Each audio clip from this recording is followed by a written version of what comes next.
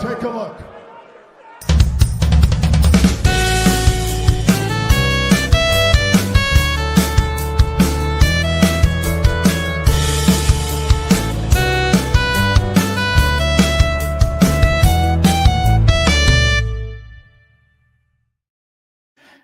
It is Monday, April 21st, WrestleMania 41, WrestleMania week is in the books, and it is time to get in the weeds. I'm Jeremy Lambert. That is SP3, and we got plenty to talk about because it was the biggest week in wrestling, and a lot happened, and a lot didn't happen. The Rock was part of our intro. The Rock was not part of this week at all. We'll talk about all of that. We will talk about everything that went down on Saturday night, on Sunday night, everything that went down prior to WrestleMania with all of the independent shows that SP3 and I watched. Plenty to talk about, plenty to get into. SP3, how you doing, buddy? I'm tired, and I'm here. But I'm happy to be here to talk about WrestleMania weekend. It was a busy week last week. I did 4 shows for the first time on In the Weeds. It was a good time. But now I'm here to do 3 shows this week, today, tomorrow, and we got a lot to discuss. So we're not going to waste any time. We're not going to do the 45-minute rule because we got a lot from WrestleMania weekend with both nights of WrestleMania. You had NXT Stand and Deliver. You had all the indie shows. I know, right? You had all the indie shows. Joey Janela's Spring Break, which we did a great preview with Joey last week. So we should talk about that as well. And a whole bunch of news, including the acquisition of a Mexican promotion by WWE, and potentially a report this morning might become NXT Mexico, which is hilarious. That is Triple H. We will see. We might have to get Luis Polito on the show later on this week.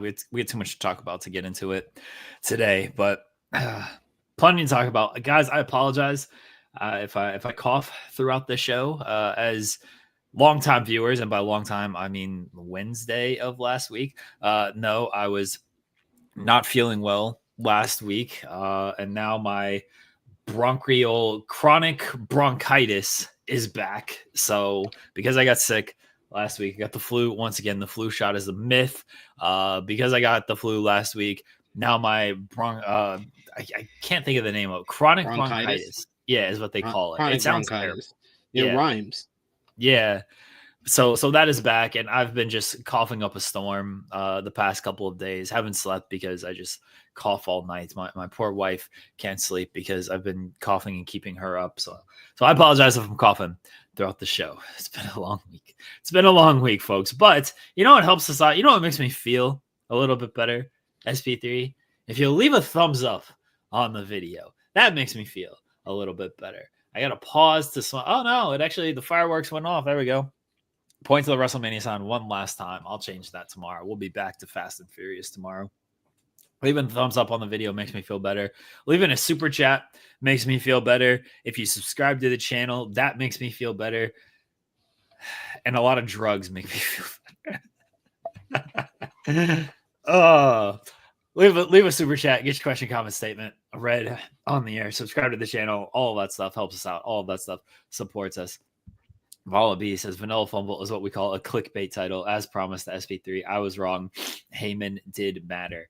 What did you not think Heyman was gonna matter at all? He was always gonna matter. I tried to tell him. I tried to tell these people Heyman is more. I explained for what was it, like a whole month, how Heyman was more valuable than prop title, and he was. He saved WrestleMania night 1. Paul Heyman. Thank you, Paul. Let's start with the end of WrestleMania, and then we'll be jumping around a lot.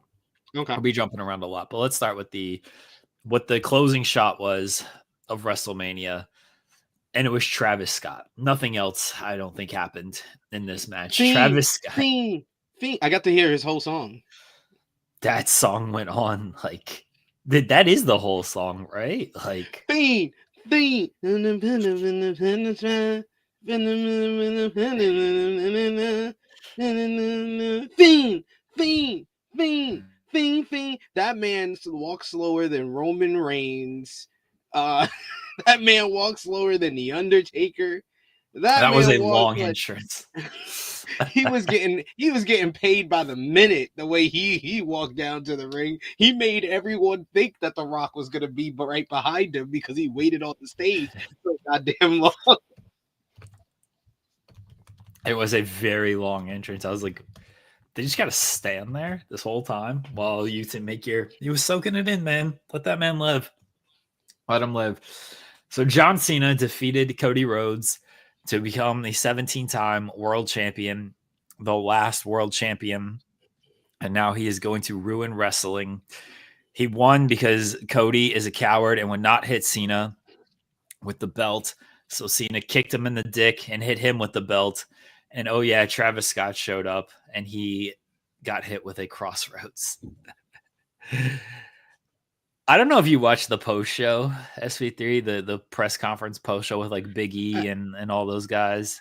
I did watch quite a bit of it, and I did watch them roasting this main event. Oh my god! I've never seen WWE do something like this, where they completely crap all over a main event matchup at WrestleMania. Yeah, Rosenberg was like, this wasn't good. This wasn't a classic.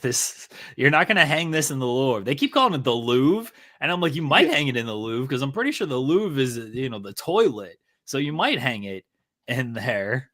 But they were like, you're not gonna hang it there, and yeah, this wasn't good. And then Big E tried to defend it. He's like, I don't think John Cena wanted it to be good. He wanted to ruin wrestling. I was like, you're trying, Big E. Bless. I didn't. So here's the thing. I didn't hate the lead up to the finish.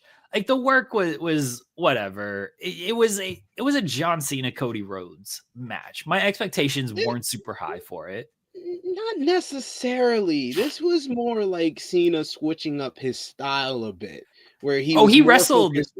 He was more focused on doing the pantomiming and playing to the crowd, and he's one of the best at freaking having the crowd in the palm of his hand. So he very much worked a different style because he's been get beat up and then make your comeback type of wrestler for the last 20 years. Right. So when I say it's a John Cena Cody Rhodes match, I meant that as the characters that they were leading up to this, not the history of John Cena. John Cena was always going to play cocky, brash heel and do heel tactics and get the heel heat and work long heat segments. And then Cody was going to make comeback spots. Like they worked a kind of a traditional babyface heel match where Cena hit a bunch of AAs and then Cody kicked out of everything and going from there. So my expectations weren't super high anyway, because I figured that's largely how they were going to work this match because that's been the story. And look, John Cena has said it himself, and anyone who's watched his matches over the past few years, he's a step slower. Like he is very much a step slower. I don't remember the last good singles John Cena match. Maybe the Roman matches or match, I should say, like Money in the Bank. 20. I would say no. That was SummerSlam 2021. He returned at Money in the Bank 2021. I don't think it's me. Oh, I froze. Am I frozen? Oh, no, you are frozen for me. Oh man, am I frozen? No, that was me. Sorry. Oh, okay. You had me so worried there. I was so worried for a moment there. I saw because you said, "Oh, SP3 is frozen," and then you froze, so I was very confused. I was like, "What is going on?" But no, I think that is the last one that was good. That was a very good matchup. The SummerSlam 2021 Roman matchup. And he returned at the Money in the Bank 2021. That's what I was thinking. His return. Yeah, his return was at Money in the Bank. The match was at SummerSlam.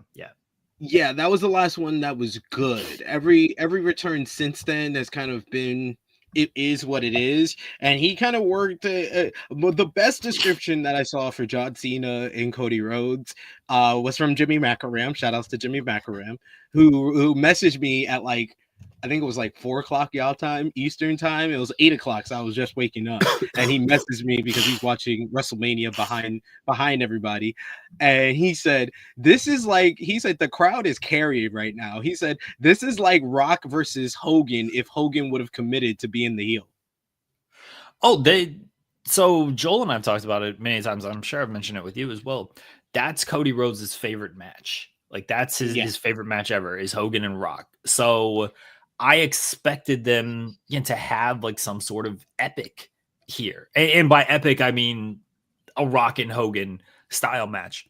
Yeah, the crowd carried it. The crowd was into everything. They were booing Cody, which was hilarious. And credit Cody, by the way.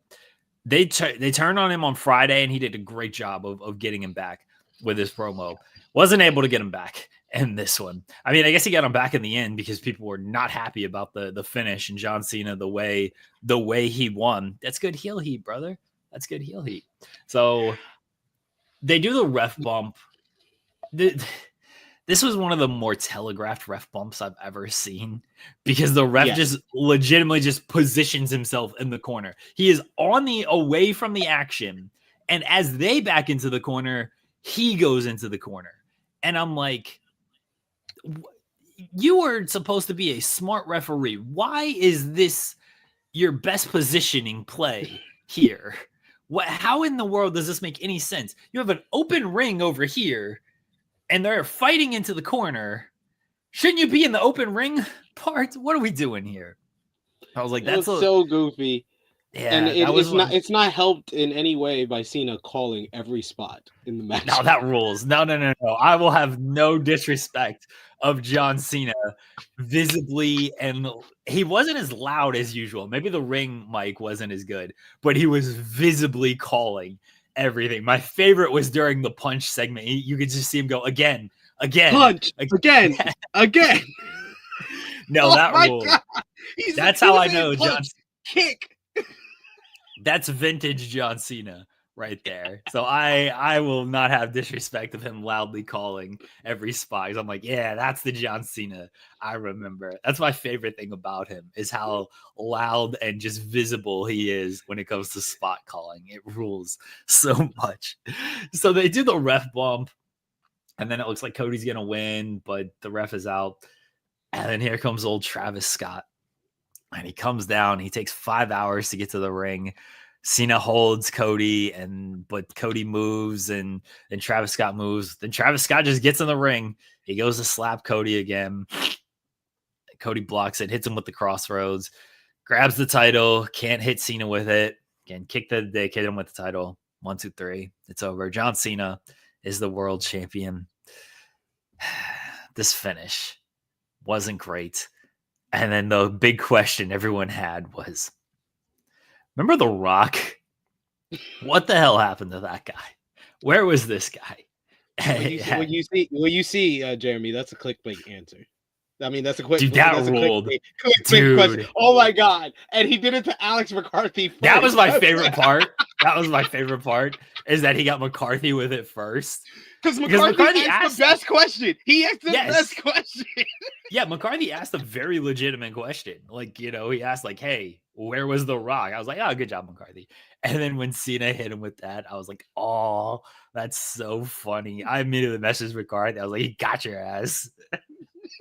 I literally messaged our group chat with Seth, and I was like, my boy got cooked. I was like, you had the honor of being the first one for Cena to cook in this show. The fact that he did it to everybody made it better, but I was like, goddamn, why he had to do my boy like that? Yeah, because obviously, like, you didn't know that was what was coming. I figured he wasn't going to give anything just because, when he got there, he's like, they tell me I need a good relationship with the media. So here I am, the obligation. I'll now take questions. I was like, oh, he ain't going to like really say, I thought he was going to hit him with the next question. He's going to do the Marshawn Lynch next question. And the fact that he hit him with the clickbait, that's a clickbait question from lazy journalists. I was like, oh, that's so good. That's so good. Yeah. And when it was McCarthy first, I was like, ah, ha, ha. Just hilarious. You're an cackling.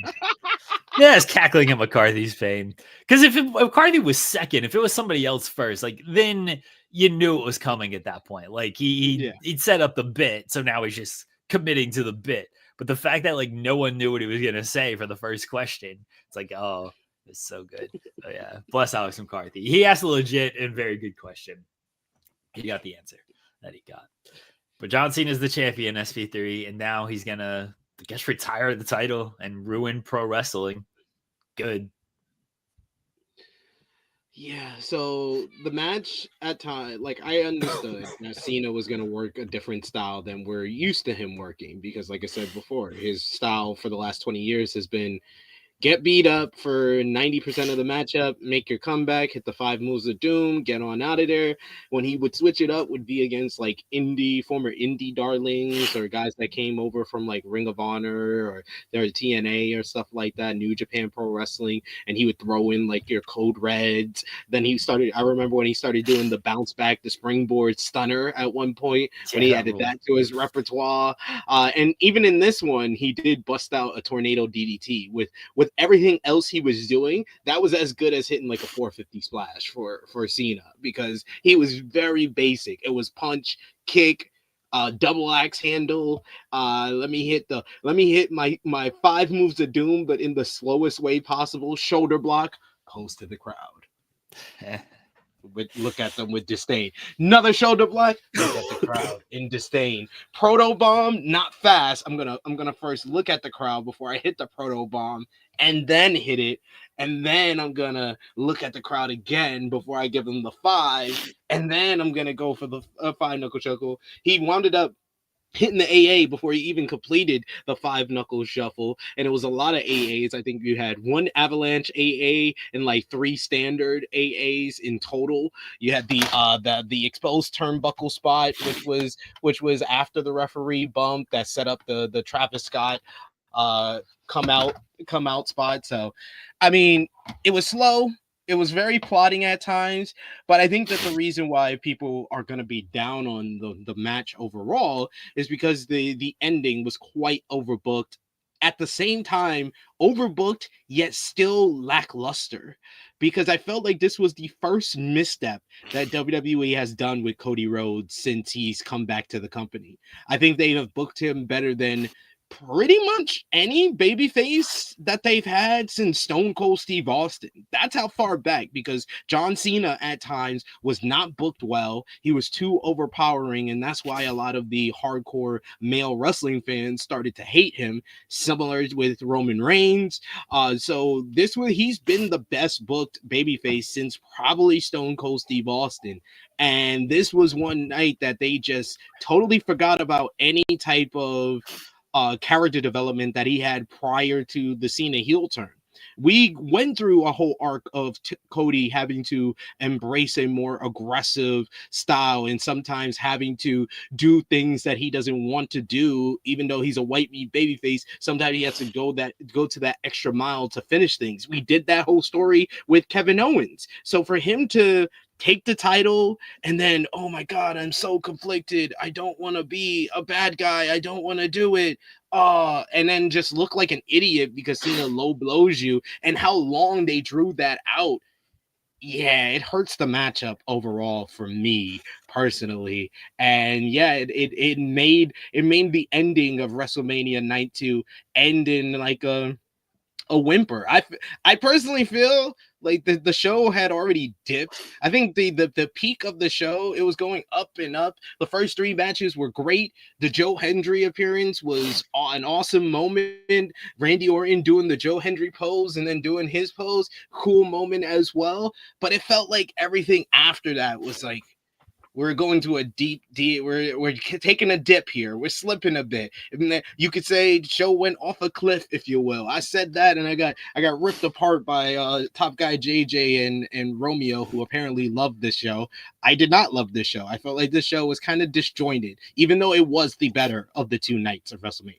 But the main event is definitely, the way it ended is probably a low point for the whole show overall and the whole weekend overall. I think that if he would have hit him with the title and then hit 1 more AA, that's 5 AAs, I think that would have been slightly better. But because of everything that Cody went through, everything that Cody has survived in the past year and change, and how the ending of last year's WrestleMania went, this felt like a lackluster way to end such a long-term world championship run.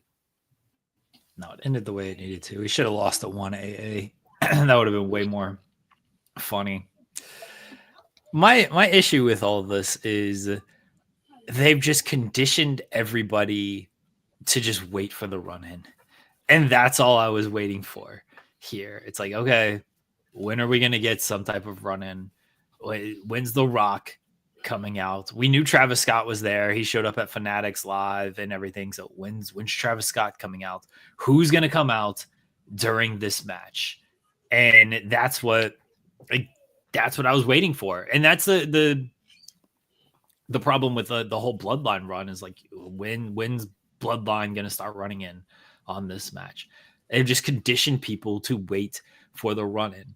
That's what night one was all about. Like, when is Paul Heyman? But the thing with night one, with night one though, everything before the Heyman interference was excellent. Great. Yes. It was excellent. Like that, it was basically like what I said about last year's main event of WrestleMania with Cody and Roman. Everything before the Bloodline came out was so great that you got lost in it. You were just along for the ride, and that's why that match is one of the best WrestleMania main events. And like night one was one of the best WrestleMania main events of all time. This just wasn't it. It was very slow and very plodding. So I could understand if everybody just checked out like after 5-6 minutes when they saw how this match was going, and then just said, okay, I'll wait for the run-ins. And then to not get the run-in that everybody expected and wanted, it does bring it down quite a bit. Yeah, I'm with you on that. Is Louis just saying my issue was that it was bad. I mean, fair. I can't argue with any. I like it. Like me and Jeremy said, we probably liked it a lot more than y'all did. I think that it was very much a matchup carried by the fans, by the crowd in attendance that was invested, and we're cheering, we're booing throughout the matchup. Cena was getting this superstar reaction. Cody's getting the loud boos. Do you think, my question for you, do you think if they would have accepted the crowd reaction and worked the match a different way until the finish, do you think that it would have been better? No, not really, because I don't think Cena working the babyface way, like they had to go with the story that kind of got them there. Yeah. And like the finish was always going to be the finish.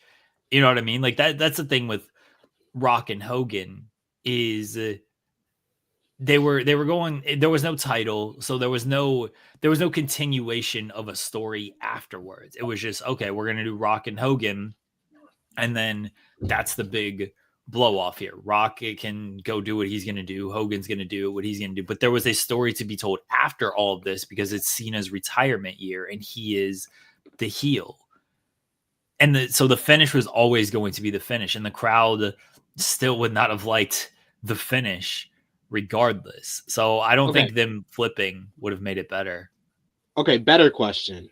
Do you think that this match would have been better if Triple H would have got his way and not The Rock, and not turn Cena at Elimination Chamber and turn him on this show?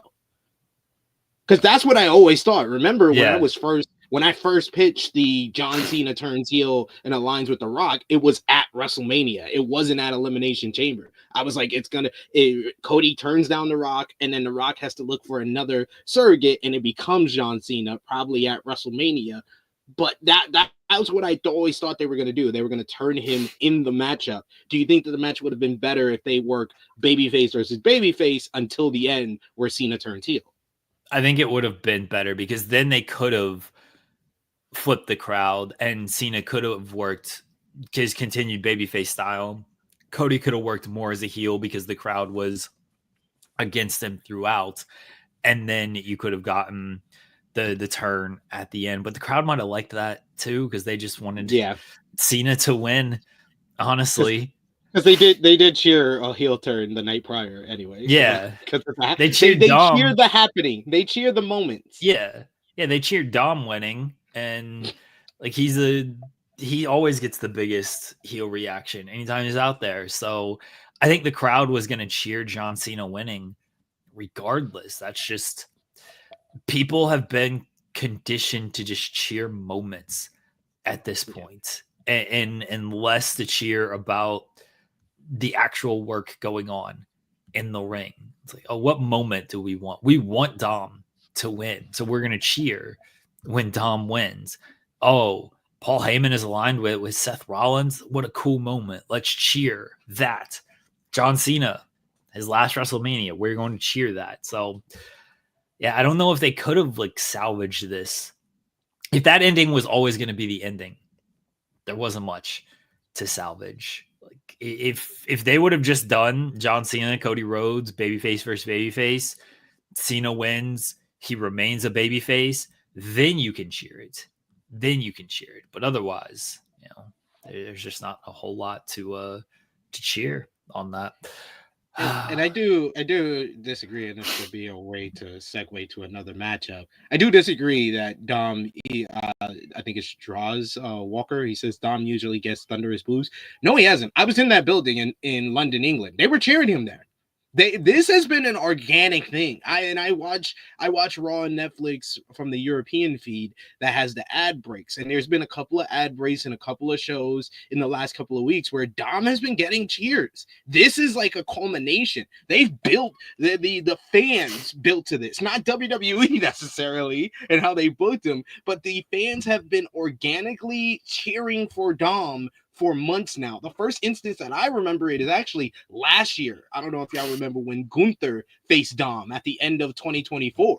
That was the first time that I ever heard anybody cheer for Dom in his Judgment Day kind of persona. But here, like, yeah, it was more like thunderous. Everybody was behind Dom in that matchup, but it was more of it's been more of a study. Okay, this crowd is accepting Dom. This Dom is doing dirty Dom. I was part of the crew in London that was dirty Dom, dirty Dom. And they were singing that in the crowd because there was a lot of European representation in the crowd there. So this has been a build-up to Dom being accepted as a babyface. Yeah, and then he's just going to be a heel again on Monday. Yeah, that's the weird part, because WWE doesn't ever accept when the fans are telling them something.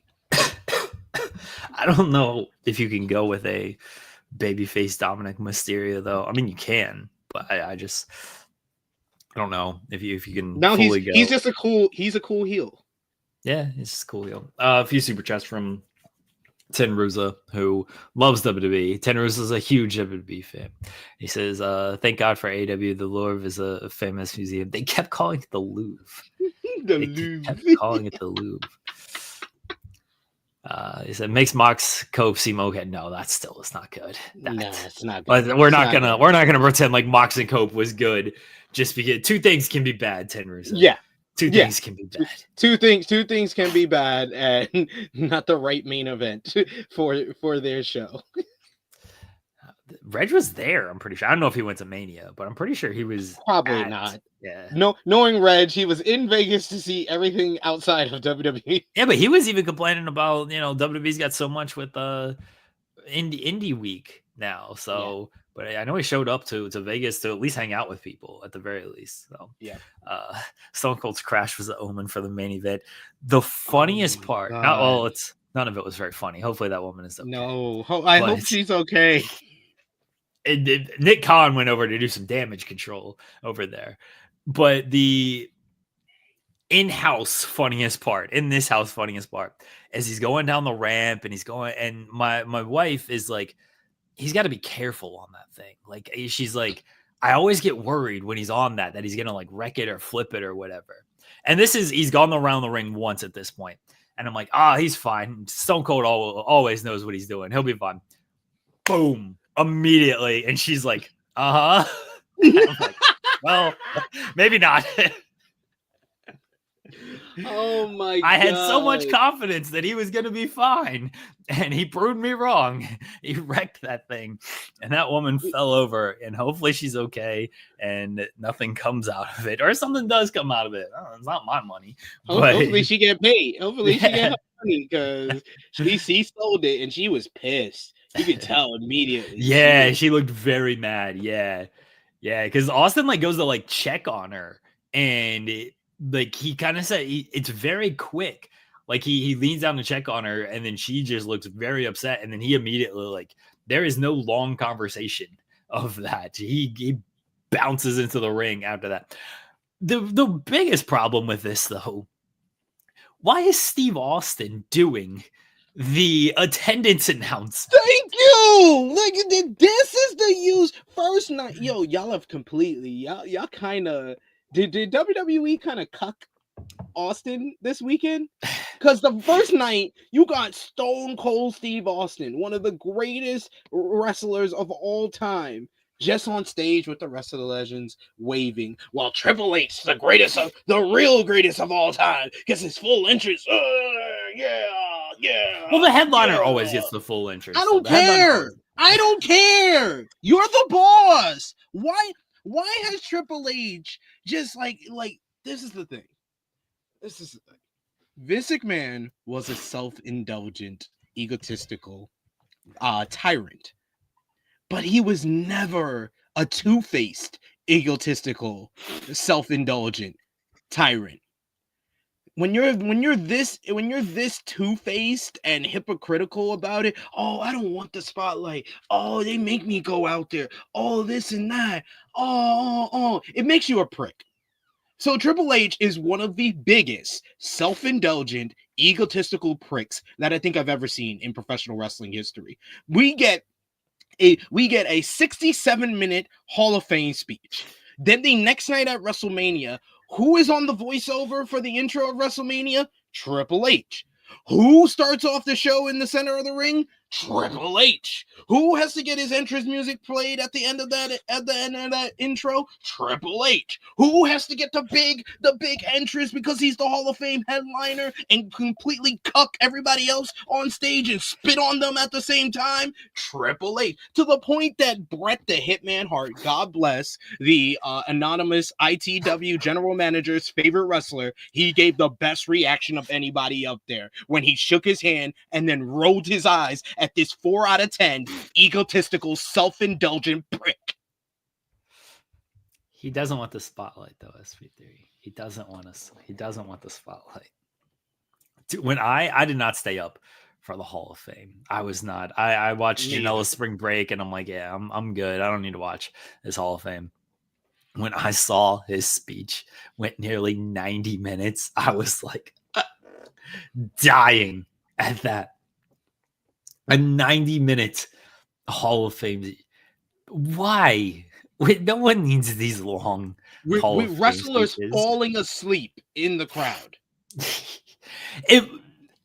In Triple H's defense on that thing didn't start until way too late.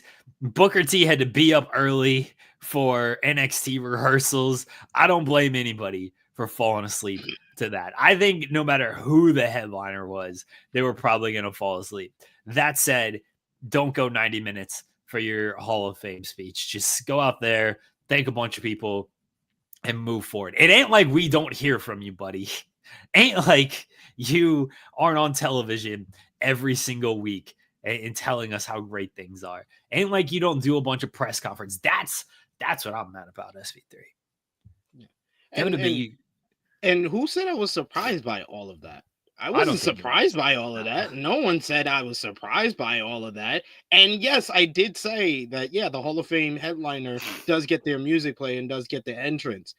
But I don't need to see a whole other entrance for him. I don't need to see him until that Hall of Fame headliner entrance. Why do we need to start the show with him? Vince didn't have to start every freaking WrestleMania with him, with the spotlight on him. And I hate Vince McMahon, but he at least was a tyrant, and he was very egotistical with everything. He did not start off every single WrestleMania with the spotlight on him. How come they got all these celebrities and stuff? Why don't you have a celebrity like welcome everyone to WrestleMania? You got all these people there. Let them get in the ring, be like, welcome to WrestleMania. I'm pretty sure they can remember that line. Yeah, why do we need Triple H and Stephanie for every single one of these? It's been one of those two for every show since last year. It's like, okay, we get it, guys. We get it. Just get someone out there. Just get one of your celebrities. Get anybody but the same two people we always see. But these press conferences, WWE used to do it right. Like these press conferences, like 40 minutes. Everybody got in, got out, gone. It's like, oh, good. Then AEW finally realized, oh, we don't need 2-hour press conferences. Great. And now WWE, because of Triple H, he's got to do a 30-minute monologue before he answers questions and tells us how great Las Vegas is or the host city. It's like, I don't need your 30-minute monologue, dude. We get it. The show was good. You thought everything was fantastic. Your booking ideas are genius. All right, move on. Just answer the questions and go away. Don't you gotta watch a Tony Hinchcliffe like be racist or something? Like just go away, dude. Hate these press conferences. Hate it. He was my LVP for the weekend, by the way. Triple H? Yeah. Oh, fair. Honestly. Fair. Because this was objectively his worst 2-night WrestleMania since he's been in charge. It just was. Like you could say I heard all the arguments, oh, night 2 was much better than night 1. Yeah, because night 1 was a 1-match show. This had 3 great matches on it and 2 really strong moments. And Cena wins at the end. So I got what I wanted. So yeah, night 2 was objectively better than night 1. But that doesn't make up for night 1 until the main event feeling very not WrestleMania. And it doesn't make up for the dip in quality after the Joe Hendry return. And then you have two mystery opponent returns on the same show and the booking of that main event. Like, no, this is his worst 2-night WrestleMania overall. And that's only because the first 2 were fantastic. I'm saying that as someone that has praised WrestleMania 40, WrestleMania 39, even to a extent, Vince's last WrestleMania 38, the 2-night event, it had some really good moments. That was a really good 2-night WrestleMania. 37 was a really good WrestleMania, all things considering. But this is probably the worst of any outside of the pandemic. It's the worst of any of the 2-night WrestleManias, in my opinion. I don't remember enough of 40 and 39 to remember how good or bad they actually were. All I remember from this show is it was very just disjointed 2 nights. Like, yeah, like the first night had a great main event and a not so great undercard, and the next night had a great undercard, especially the women's opening triple threat, and then a not so great main event. People are saying there's a real argument to be made for 1-night WrestleMania after this past week. I don't need those marathon WrestleManias back either. I was one of the people I put out this tweet. I was like, you combine these shows and then trim some stuff. You don't do a 14-match WrestleMania anymore. That's way too. That's going to be way too long. I would trim a bunch of matches to make this a better show. Like I would have done. How I would make this a better show, 1-night WrestleMania, you give me the first 3 matches of night 2, then you follow that with the Joe Hendry spot, then you do Jey Uso wins the World Heavyweight Championship, then you do Naomi and Jade, you do the Charlotte and Tiffy stuff if you want to. I don't really care. You can scrap that completely if you want, just me. And then you do the 2 main events. Call it a day. That's your show. I think that's an 8-match card.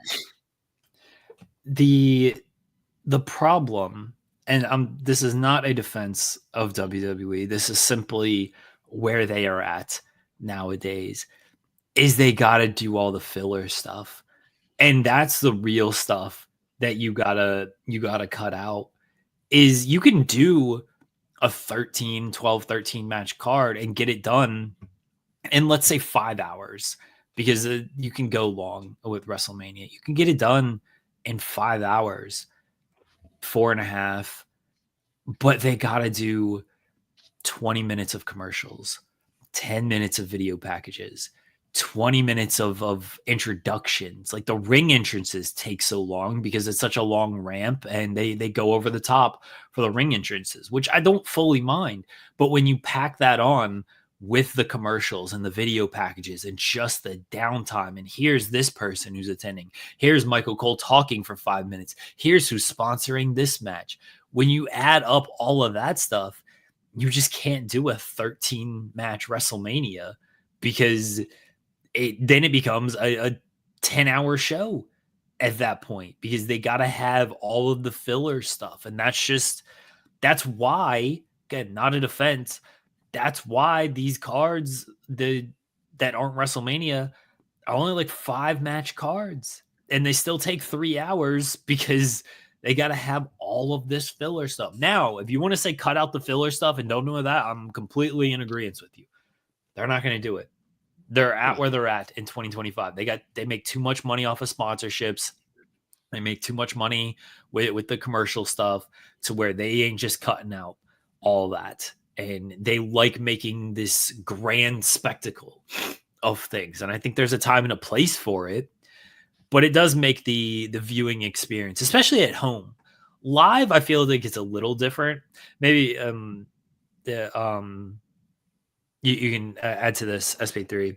But like when we went to SummerSlam, like I thought live it actually moved pretty quickly. I don't know how it moved like on television though. Like I actually thought last night moved a lot quicker than night one. Yes. Night one felt like it was taking forever. Last night felt like it moved along pretty quickly, but that's where they're at on things. They gotta have all the filler stuff, and you know.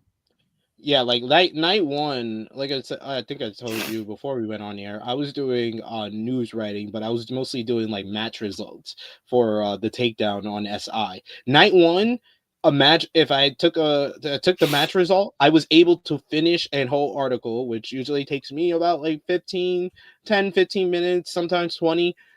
I was able to finish it with every single matchup. Every single matchup, I was able to finish it before the bell rang on the next matchup, because there was so long of breaks. This one, it wasn't like that. There was actually it was a little bit more, a little bit faster movement. You had a short match on the show as well. That helped out the pacing for last night's show, where it didn't go 4 hours. It went 3.5 hours. So it was a little bit more digestible night two, and that's why I said night two is better than night one. There's no question of that. This year night two was the better show, and I think a lot of that is down to, I mean, like you were mentioning it earlier, but we could talk about it more. The women stole the show. IYO SKY, Rhea Ripley, and Bianca Belair had the best match of either night of WrestleMania. And we said that for weeks. Despite them kind of dragging that story along over the last like month or so, that when the bell rings, they were going to deliver. And they delivered. They over-delivered on what we even expected. They delivered one of the best WrestleMania openers of all time. It's right up. It's like top 3 with Bryan versus Triple H from WrestleMania 30 and Brett versus Owen from WrestleMania 10. It's top 3, and it ain't third. It ain't 3. It's really a top 2, but those are the 2 that comes to mind when anybody talks about WrestleMania openers. This was one of the best ever. This is the Rhea Ripley that it can be in the conversation as one of the best women's wrestlers in the world. Bianca Belair is big match Bianca. Like, we need to put some respect on her name, because she's been in I would say she's been in 3 of the top 5 greatest women's matches in WrestleMania history. There's the one with Mercedes in the main event of WrestleMania 37, her and Becky at WrestleMania 38, but it's been a while. We had to go through 2 WrestleMania cycles before we got another one of those. But man, you gotta put some respect in her name. But man, IYO SKY is one of the MVPs of the entire weekend, because she was the perfect pro wrestler in that matchup. The way she bumped, the way she sold, her offense was so smooth. It was fluid. She hit everything. The 3-way spots, it was faster movement. It was like they had to do all the intricate storytelling and big spots of the night one main event in half the time, and they did it to perfection with an incredible ending as well.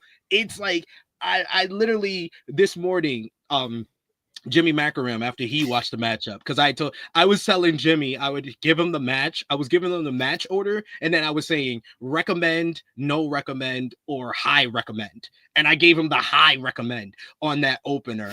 And he watched it. He said, "Holy shit!" He was like 4.5 question mark, 4 3/4 question mark. I was like 4 3/4. Then I rewatched it right before we did this, and I was like, I just messaged him again. I was like, watched it again. I might have to go 5. I've been very hesitant to give any matches 5 stars. I already have like 5-star matches this year alone. That might have been the 6. That match was just everything was on point. That was perfection on the WrestleMania stage, and it made you immediately be like, night 2 better than night 1 already. And then the rest of the show happens. Exactly. This show is on an all-timer pace. Like I said, Top Guy JJ and Romeo got mad at me because I said the show fell off a cliff. It only fell off the cliff because it was going to the stratosphere. It had to come down. Like even when I told Alex McCarthy that, he was like, "It's understandable that there's a different quality because they were so high. It was so high. How you start off with a near 5-star matchup or a 5-star classic, then you get 2 back-to-back great matches after that. Yeah, it's gonna take a dip somehow, some way, but damn, they were going towards the stratosphere here." Yeah, that match was absolutely incredible. I'm glad IYO won because I thought Bianca was just going to win. They were going to continue with that. And I'm glad that's just out of the way and it's not like a talking point anymore. It's so tough to do like undefeated stuff. And because then it feels like, oh, they got to keep winning, keep protecting and everything. It's just, sometimes it just feels easier. Get the loss out of the way and then you don't have to worry about protecting anything with an undefeated streak. I'm glad IYO won. The finish was absolutely insane. The Poison Rana spot on the post and Rhea flipping over to hit IYO on the post, hit her face on the post. That was nuts. And everything leads to the counters. And I always love when Bianca hits people with her hair because that whip sound just sounds amazing. And then the moonsault to finish it off. But everything, even like leading up to that, the counters when IYO would go for the Hurricane Rana and they would prevent her with the power spots and everything. Just a fantastic match, start to finish. Again, glad IYO won. Glad she was not an afterthought after all of this. But just overall, fantastic match. We got a bunch of super chats, so let me kind of run through a few here. Ten Ruza says either WrestleMania 31 or 33 was last great one night WrestleMania. Not 33. I was live at 33. 31 what was 33? Yeah. 33 is the one with AJ and Shane. The Hardys return, but then it also has the slow plotting Roman. Oh, that was Roman Undertaker. Okay. It has the Bugs match with Randy and Bray. You got the great 5-minute matchup with Goldberg and Brock, which was cool. Then you have a slow marathon Triple H matchup with Seth Rollins. You got the Chris Jericho and Kevin Owens match that Vince says is the worst match in WrestleMania history. So yeah, 33 was not good. I feel like 31 gets put up higher because of the finish. Like I feel like it wasn't that great of a show until the finish. I could be completely misremembering it, but that had like Sting and Triple H. But that was fun. That was fun. That was fun. I know everybody hated it, but it was fun for me as a 90s wrestling fan. Even though it had nothing to do with the story and Triple H shouldn't have won, but it does have the really good Randy Orton versus Seth Rollins matchup with one of the best RKOs ever. You got that multi-man ladder match for the Intercontinental Championship that Bryan wins. That had that great final sequence with Bryan and Dolph.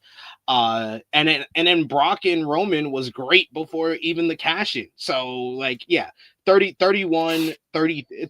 31 are two, in my opinion, very good to great WrestleManias back-to-back. 30, I was there, so I probably have I liked it more than maybe most, but I still think that was just overall great show because Bryan and Triple H was fantastic. The triple threat was fantastic.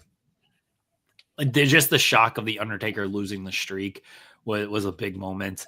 Like Cesaro, like that had a lot of good moments, and it was bookended by two very good matches. I don't remember what the rest of the card was as far as like in-ring quality, but it had a lot of great moments, and also again just the bookend of two great matches. And even the opening segment with Austin, Rock, and Hogan, like that's a cool opening segment for everything. It is. So yeah, I remember WrestleMania 30 again being there certainly made it feel a little bit more memorable. Cesaro winning Andre, the first Andre. That was a cool and slamming Big Show over the top rope was again really cool, like visual. Yeah. Psycho's better than Wolverine, says Jeremy. Triple H took Jeremy's smile away. And it's just a long night. Understandable. This egotistical, self-indulgent, tyrant, hypocritical. Man, there's only so many adjectives that I can have for Triple H after this weekend. I just don't need him doing these press conferences and being like, "Oh, I thought we had a great night, one of the greatest WrestleMania nights ever. All these booking decisions that I made were all fantastic." It's like, all right, dude, like, just answer questions and move forward. Come on. He's very hilarious, and that like John Cena does the clickbait question and bit, and like it's funny, and then his first response after a question is like, "That sounds like a quick." I was like, "Oh, you like it was cool when John Cena did it. Like it was you did the thing that someone else did better." Yeah. Like it's funny when John Cena does it. You giving that as your first response, like, you saw something cool and are like, "Hey guys, what's going on here? Let me be part of this." It's like, no, please. We already did this, buddy. We already did it, and we did it better. Yeah, it's like the Recess episode where everyone's seen the movie, and then Vincent hasn't seen it. And then Vincent like lies about seeing the movie, so he just be part of the jokes and everything. Then he finally sees it, but then it's too late at that point. It's like, no, like that was last week, dude. We thought this movie was funny last week. That's Triple H. Triple H is Vincent in that episode. Shout out to everyone who watches Recess. Tin Ruza says, Triple H joke, Conan a clown. Sorry, Vacker. Yeah, we'll have more on that. We'll talk about that more. 10 resistance watch. Sorry. Cena bring back the spinner belt, redeems this wreck. He's not gonna have any title. He's gonna put it in a briefcase, and there's just gonna be no world champion. He's gonna put it in a duffel bag. No, it's gonna be in a boombox. That would actually John Cena. That would be cool. That would actually rule. 10 says Paul low key happy. Rick's record beaten by a dud. Ric Flair calling an instant classic was funny. He's like, "Oh, this is an instant classic." I was like, "Yeah." Rick was watching at the bar and just like, "Yeah, this match was great." crying in his cup. It's so good. It's so great. Henry said, "No agenda. Bailey, Finn, AJ Styles to AEW, please." I know Bailey. Sean said that she just resigned at 2023, 2024. So I don't know if that's happening. Finn just resigned the 5-year deal not too long ago. So he ain't going anywhere. AJ has talked about that he most likely isn't going anywhere. I don't know if AJ's washed, but I also don't know. Like, we got to stop pretending like AJ Styles is peak AJ Styles. No, he's not, because he had a rejuvenation against Cody Rhodes, and then they sat him on the bench for a few months. Then he comes back, he gets injured, and we missed it. It was a 2-month, 3-month thing of AJ Styles is back. And yeah, we missed that peak. We missed that peak of him being back in form and being like, when the big matches come, he could be that AJ Styles. But also we gotta have a real conversation soon about Logan Paul was much better when he was trying to impress us. Now that Logan Paul has been talked to and is working more of the WWE style, he's not as good of a wrestler. It's just literally that matchup last night was Logan Paul takes 90% of it. It gets no heat for a guy that's hated by everybody. It was surprising how much that crowd was not The into the crowd did matchup. not care. Did Yeah. not care. He's worried about doing his drone spots, and then when he does the drone spot, it's not even cool like what he did against Cody at last year's King of the Ring. And he just does video game moves for a couple of he does the moves that he likes to see around the wrestling world: buckshot lariat, a cool frog splash. But it's just moves. It's no real story of the matchup. Oh, let me do the Styles Clash and then you into doing the Styles Clash. Like, it's that was where the night really turned for me.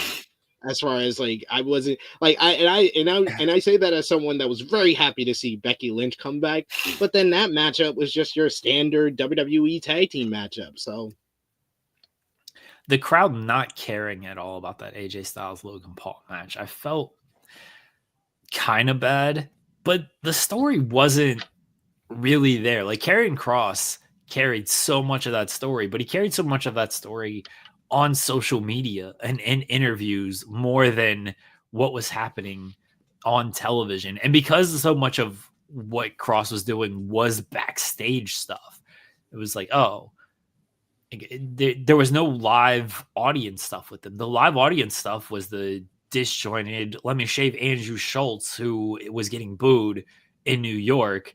And then they just kind of did segments. AJ or Logan laid them out in the one segment, but there wasn't too much there. So, and the crowd kind of reacted accordingly. And I'm with you on Logan Paul. It's like, all right, like, he's fine, but he's just doing like cool moves, and there's not too much rhyme or reason to them. And then when it comes to AJ, look, I love AJ. He's not 20 years old anymore. He's just not. He doesn't. He still moves well. He can still do certain things, but he's just not 20 years old anymore. And this was not an AJ Styles match. This was a Logan Paul match. Logan Paul took like 80 to 90% of that matchup. Yeah. And AJ is not like this underdog baby face either. Like, he doesn't bump around like he used to. And again, he shouldn't. He's over 40 years old. Like, he can't be doing the bumps he was doing at 20. So yeah, him working, that kind of style just doesn't work at this point. I'm sure they'll be saying AJ can still go. I've seen the Marufuji match. Like, he probably can. That was that period that I was just talking about, when he had the rejuvenation for like 3 months last year, but then they sat him on the bench after the Marufuji matchup. And then he had the injury. He did have like a legitimate injury, and he's talked about like it was tough to come back from that and everything. Again, AJ's just, he's at that point in his career where he is what he is. So, yeah. A few more super chats. Hendry was just saying we have a 3 to 4 hour one night mania, no filler. They got to do filler. Like, they have to. They've reached the point of no return. Like we talked about on Friday with Moxley. They've reached the point of no return. They have to have Moxley be the champion going to the All In. WWE has reached the point of no return that PLEs have to have a bunch of commercials and advertisements of everybody that's a sponsor. Yeah. They got to do the filler stuff. They make all their sponsorship money. Everybody's there in attendance. They somehow got 2,000 more fans in attendance for night 2 than night 1, even though night 1 was sold out. But I guess people were just sitting on laps. I don't know. They added more seats to the stage. The night 1 wasn't sold out then, it wasn't sold out. Night 1 night 1 did feature a main event between Roman Reigns, Seth Rollins, and CM Punk. And much like we talked about leading up to, is Paul Heyman could very well end up with Seth Rollins at the end of the night. And that is what happened. So they had a great match leading up to the Paul Heyman interference. A lot of cool spots. The shield spot popped me of Roman acting like he was going to do it, and then he's like, no, never mind. Then just powerbombed them both to the table. He's like, nah, F that. Ruled. Yeah, that ruled. But the finish saw Punk and Roman in the ring, Heyman with a choice to make, and he hands the chair to Punk, and then he gets in the ring, and he sadly low blows CM Punk, and then he gets on his knees and hands the chair to Roman, and Roman waylays Punk with the chair, and then Seth is getting up, and Heyman says, "Look, my tribal chief, get him." And as Roman, the shield, and as Roman is about to hit Seth, Heyman gets on his knees again and low blows Seth, low blows Roman, and then Seth just smiles. They missed the shot where he just puts his hand out to hold the chair. They were too close in on that. And I love the low blow. Oh yeah, he wiggled his arms. Like, what is he doing? He scrambled his balls. Scrambled his balls. Yeah. Like, what is all that all about? But he low blows Roman and then hands the chair to Seth. Seth hits Roman with the chair, hits the stomp, and wins. Seth Rollins is with Paul Heyman. Again, we talked about this being a possibility coming into the match, and they went with it.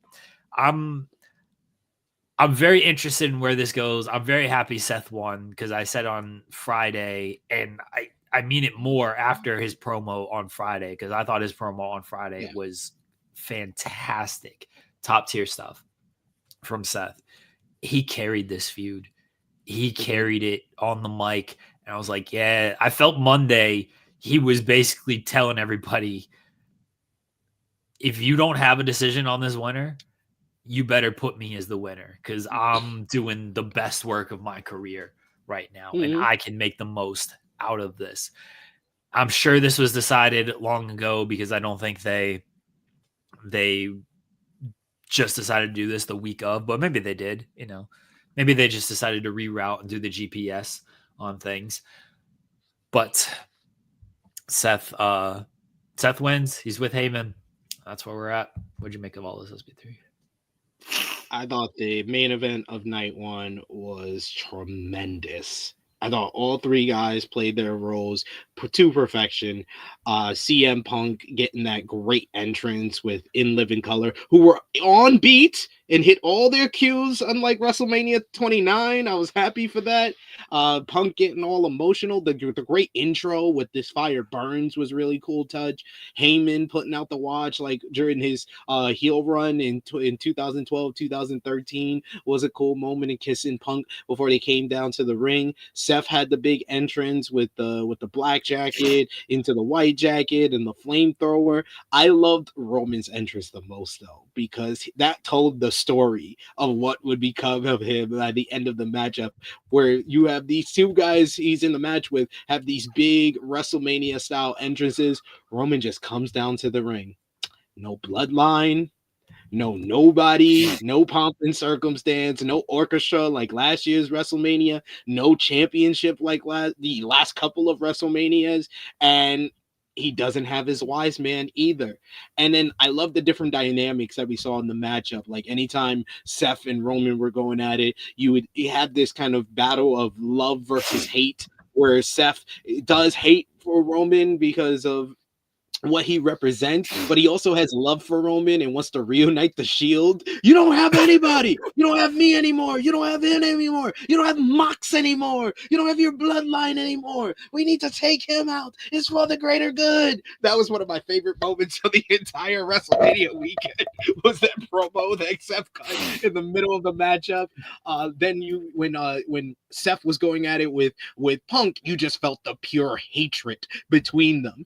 And then when Roman Roman was going at it with Punk, you see they would cut over to Paul Heyman and he's getting emotional with like tears in his eyes, like, don't do this, guys, don't make me choose. And then Heyman was, oh my God, he was so great with that finish. But just before the finish, like everything picked up and it went up to like third, fourth gear when Seth reverses the spear into the pedigree, kicks Punk out of the ring, hits the stomp, 1-2 kick out. Then you get they take out Roman. They take out Seth, and Punk hits to go to sleep on Roman, kick out. This was a Paul Heyman-esque matchup. It was nothing but like big finishers, big moments, the Shield fake out into the 2 power bombs through each table, the spear near fall, the great sequence right before the Heyman spot where Punk hits to go to sleep on Seth. He bounces off the ropes. Then you get Roman with the spear on Punk. Then Seth comes off the ropes and hits the stomp on Roman, and everybody's down. The crowd was into this from the minute go. It was like this crowd on night one was just there to yeet and for this main event. That's all they wanted to do for the night, and they kind of fell asleep in the middle of the show.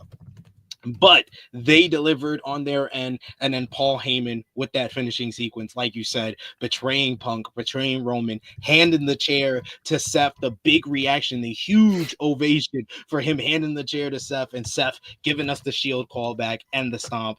That is one of the best WrestleMania main events that you will ever see. It's right up there with Cody and Roman from last year, right up there with Kevin Owens and Sami Zayn versus the Usos from 2 years ago, right up there with Austin and Rock, right up there with Shawn and Taker. This is one of the better WrestleMania main events because it gave you everything you expect from WWE nowadays. It gave you big moments, big finishers, big stars, and a huge moment to cap everything off. That's one of the better WrestleMania betrayals that we will ever see. So bravo to everyone involved. They saved night one from being an all-time mid WrestleMania.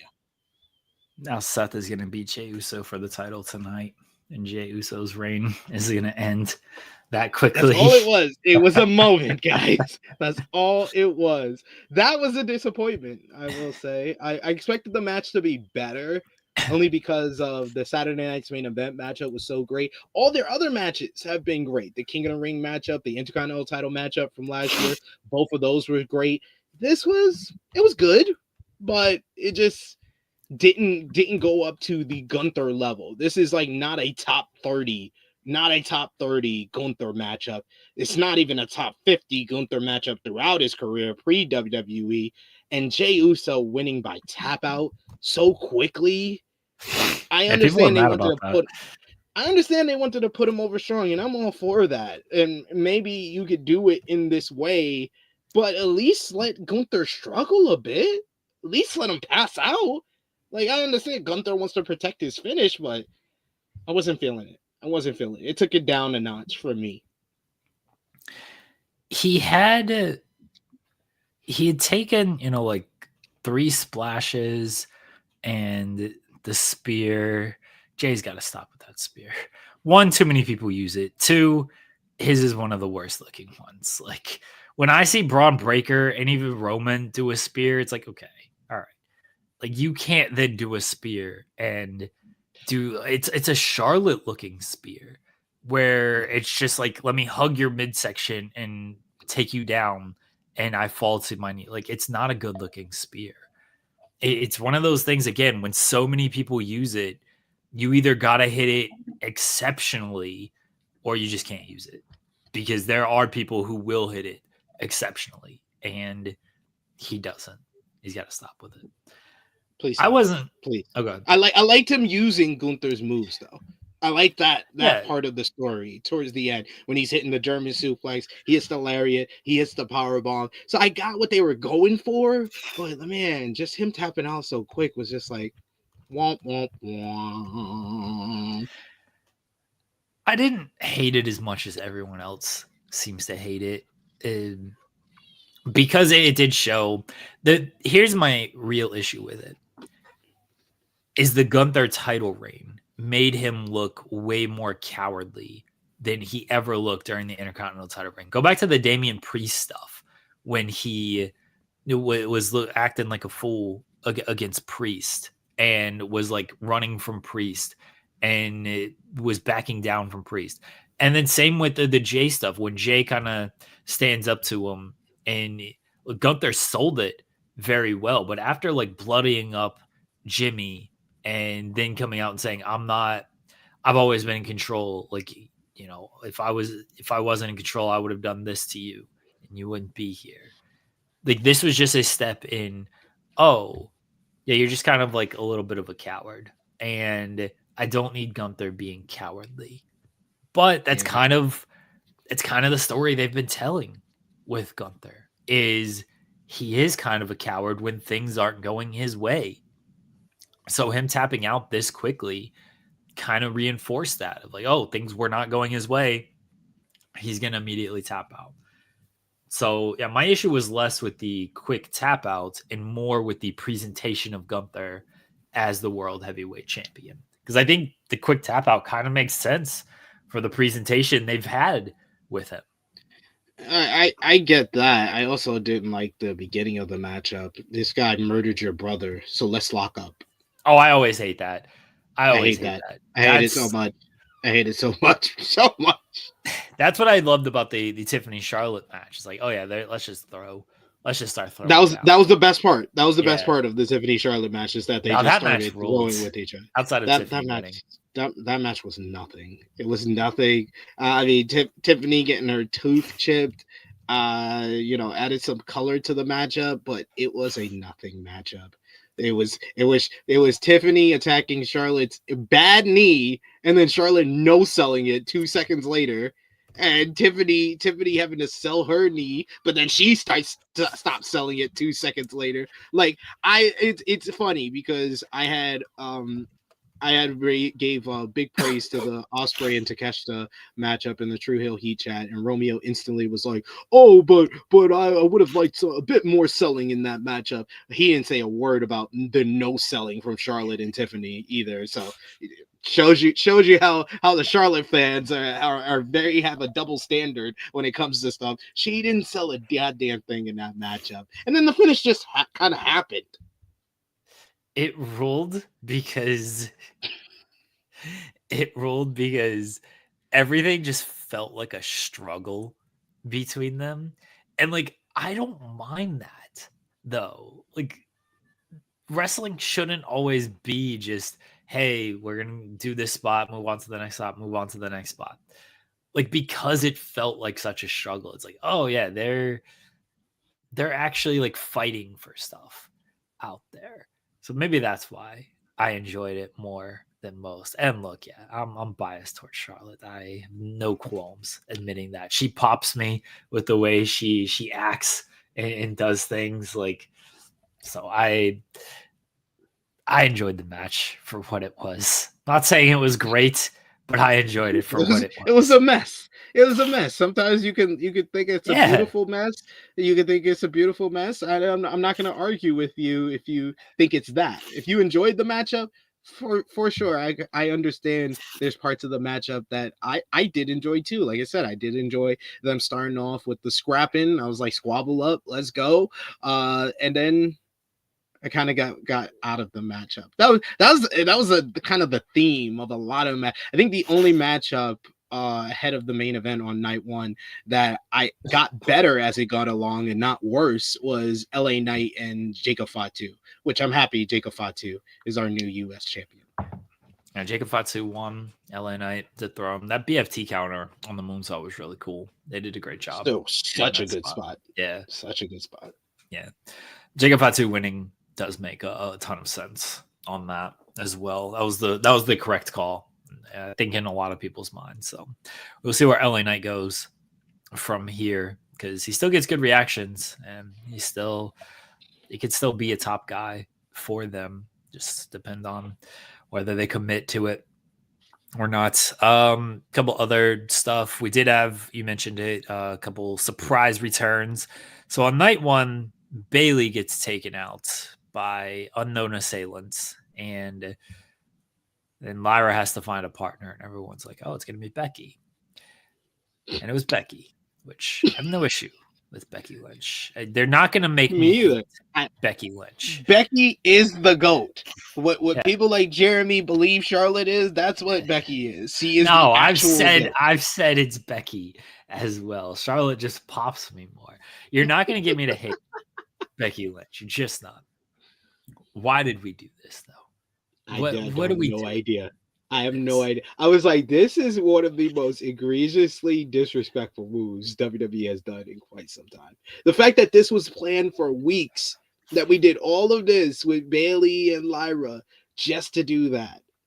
Hopefully, Zio and I were saying Becky attacked Bayley. Hopefully it leads to something to make it a little bit better, but the optics doesn't look good. I've talked myself into a Bayley and Roxanne Perez alliance, and I realize that makes very little sense, and I do not care. Because in my mind, it makes some sense of Bayley gets attacked, she's off WrestleMania, here's Lyra just, let me move on, let me get a new partner. And Bayley just feels disrespected off of all this. And then Roxanne Perez comes up and is like, you feeling disrespected, huh? Oh, interesting how that works. You know how I might be feeling. And then Roxanne just suggests, instead of fighting, maybe we are more alike than we think. And then they align off of this. And we get a good team between Bayley and Roxanne. Because what they're doing here, like, I don't know what it is. And Triple H can tell me they've got a plan and they've put it in the GPS and the destination's going to get them there. Look, sometimes there's a lot of traffic. Sometimes an accident happens. Sometimes a road gets closed.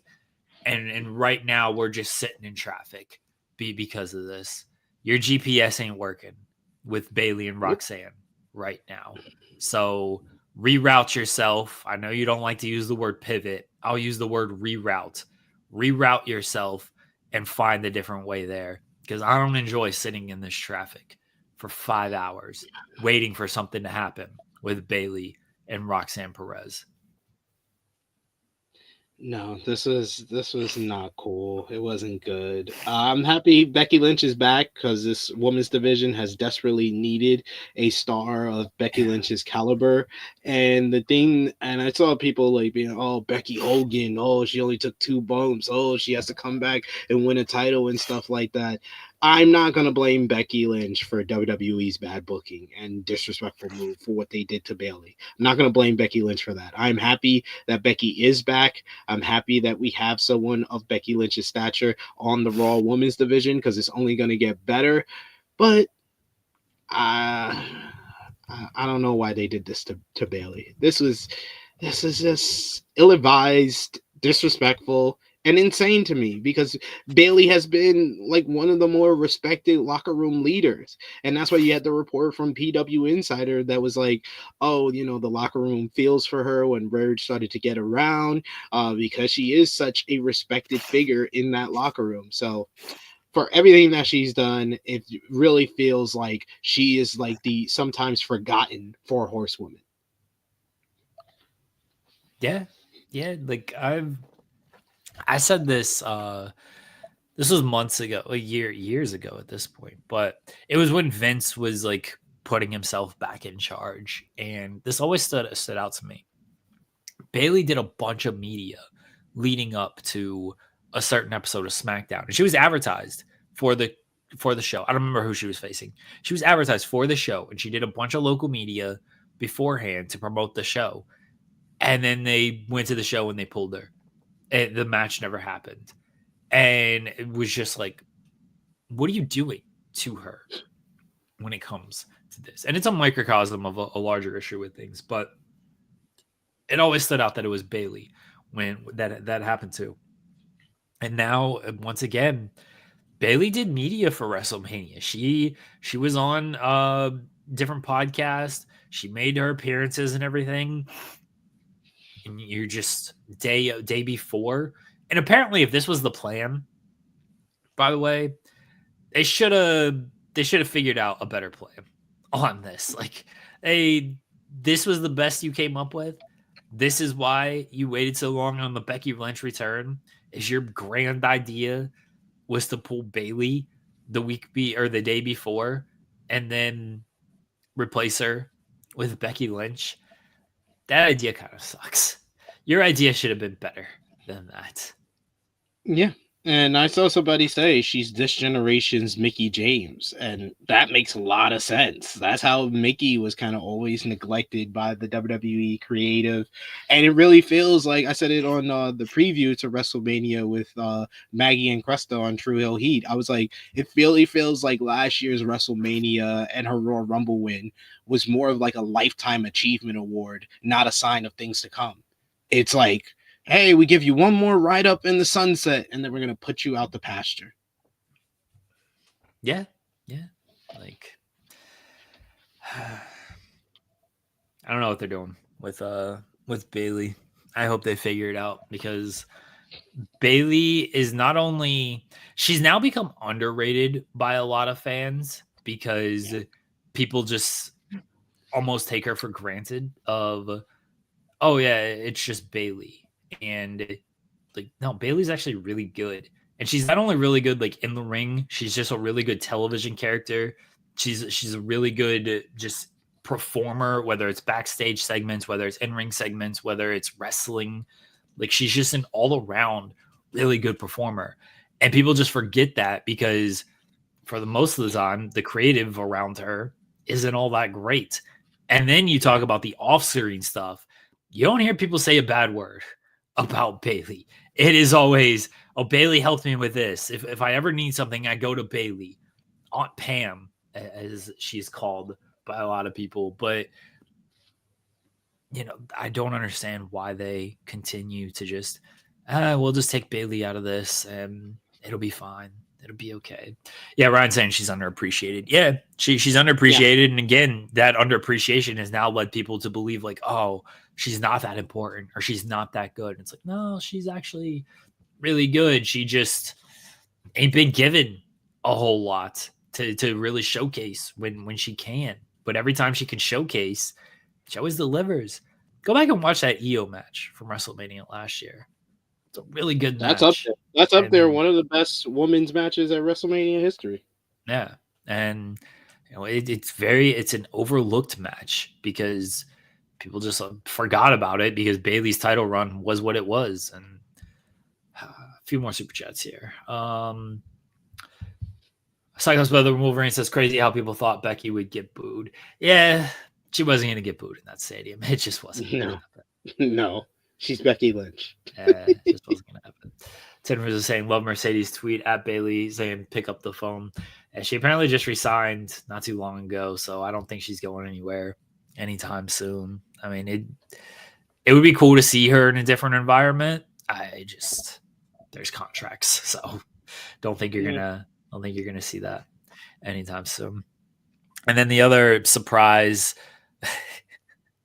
before we get to old Joe Hendry saying his name and appearing, this Randy Orton promo before the match made me laugh so much. And you know why? It was the most theater kid, this is what a professional wrestler should be doing of a professional wrestling trope.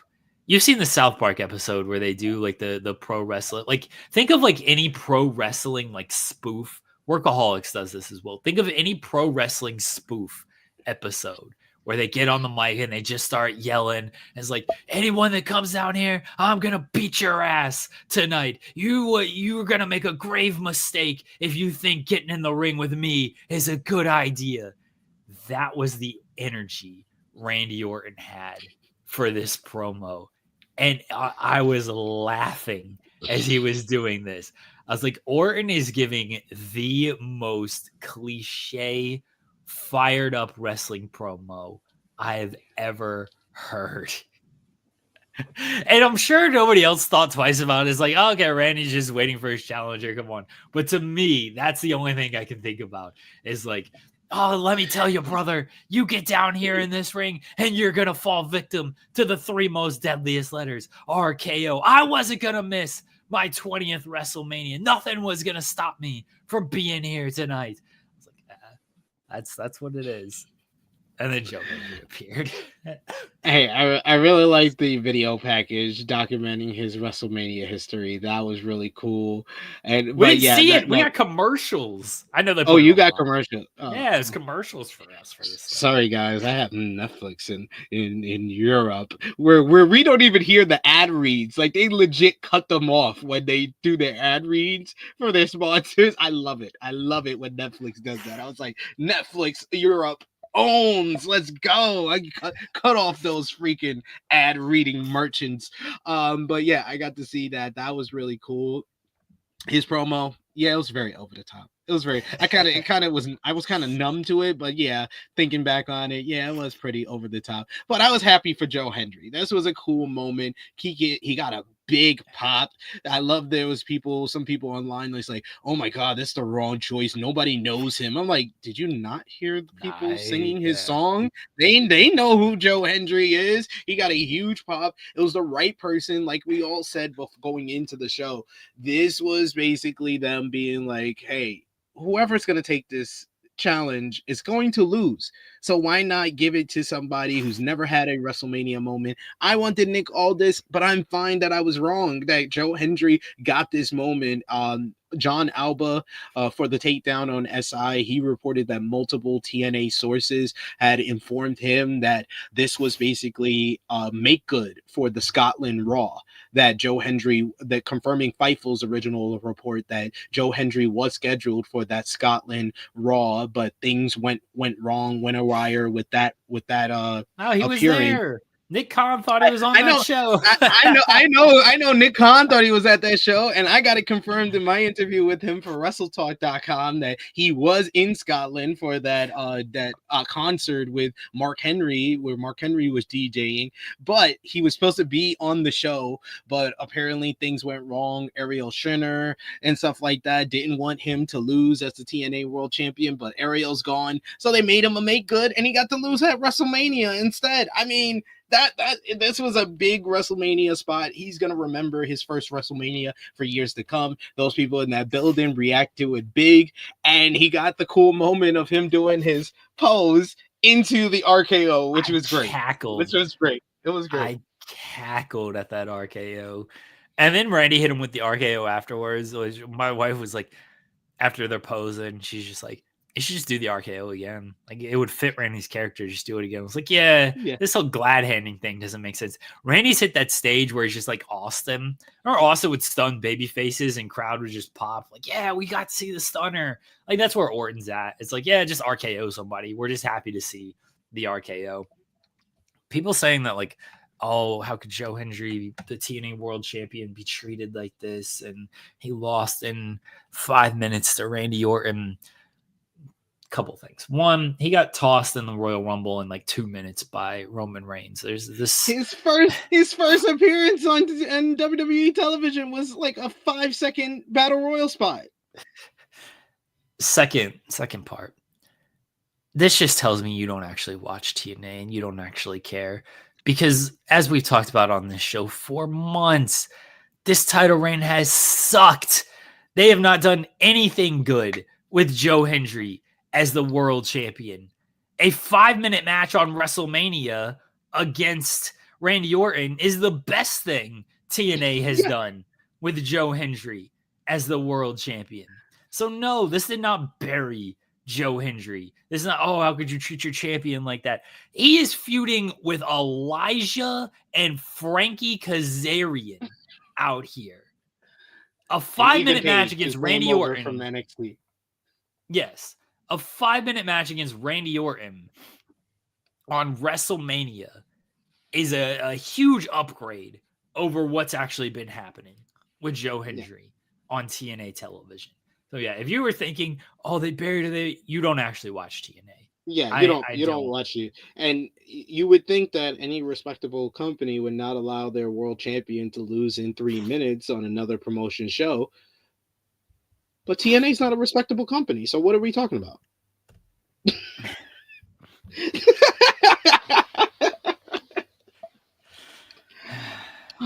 But cool moment. That was the better, in my opinion, that was the better of the surprises on night 2 was Joe Hendry over. And I love Becky Lynch. I love Becky Lynch so much. I was happy her and Lyra won the tag team titles, but it did have a sour taste in my mouth due to what happened with Bayley. So I like the Joe Hendry spot more. Yeah. And we'll see if Joe Hendry returns. I'm sure we missed some stuff, but anything else to hit from WrestleMania? New Day won the tag team titles in a nothing Allegedly. matchup. Allegedly. Nothing matchup. Jade Cargill and Naomi, pretty decent stuff. I get kind of taken out of Jade Cargill matches because sometimes it seems like she forgets what's the next spot to do. So that kind of takes me out of it a bit. But I mean that electric chair into the power bomb was awesome. That was awesome. So I like that. I like Naomi's new. I like the presentation of Naomi's new entrance and her gear. Don't like the music, but I like the presentation. I like the presentation change to switch it up a bit. The music is freaking Death Rebel stock music, 87 with perceived the caution attitude. That's all it really is, but is what it is. I guess like the best segue to talk about one of the bigger news notes that wasn't a matchup would be talking about Americano and Phoenix, but go ahead if you want to mention. Super chat from Ryan Adams before we fully move on to that. Appreciate you, Ryan. I'll read your other super chat at the end. Cena calling spots so loudly is such a great trope. I love it. Plus the long breaks in between matches felt like it went by faster during night 2. Like Roman taking forever to get to ring was to set up in Living Color. Yes. So Living Color killed it, by the way. They did. They should be the only people that perform at WrestleMania. Because I don't know. Apparently, Kerry King, the Slayer entrance was like good live, but like on watching it at home, it felt off. I don't know how you felt about it, but it felt off to me. It felt like I was hearing the soundtrack more than his actual guitaring. That's what it was. Like I think the track was louder than his guitar performance for some reason. It wasn't Mike well, and I thought that him and Drew, they had a hell of a matchup. They smashed that one. It was great. It was a great difference between that matchup and the triple threat as well as the 4-way matchup. By the way, the 4-way Braun Breaker was amazing. Braun Breaker was he was great in that matchup. That spear on Carlito was a great moment. Him just going crazy, moving so fast in the matchup. He was the MVP of that matchup. Dom was the right winner, but he got a lot out of that matchup for sure. But Drew and Damian Priest, I thought that they were setting up for Drew's basically his worst enemy is himself. Him doing the still board was awesome because it got more retweets than his one from last year. But this one was a fun one, and I thought it was setting up for him to lose in the end. I like the fact that he won, but it does kind of define Damian Priest down a bit, I will say. But that was a really good Sin City street fight. Drew needed that win more than Priest. Like I'm glad Drew won. That finish was very cool too. The Claymore into the corner chair, everything. Lab Glass saying, I want Naomi to have a Macho Man style coat with the caution tape. All right. That's I like dope. that. That's actually dope. I like that. So Grande Americano defeated Rey Fenix. Rey Mysterio got hurt, torn groin. He got hurt on SmackDown. What are they doing having Chad Gable wrestle twice? A meaningless battle royal. Sorry to Carmelo Hayes who won that thing. But he's in that match. And then you do the 6-man match with Rey and Gable.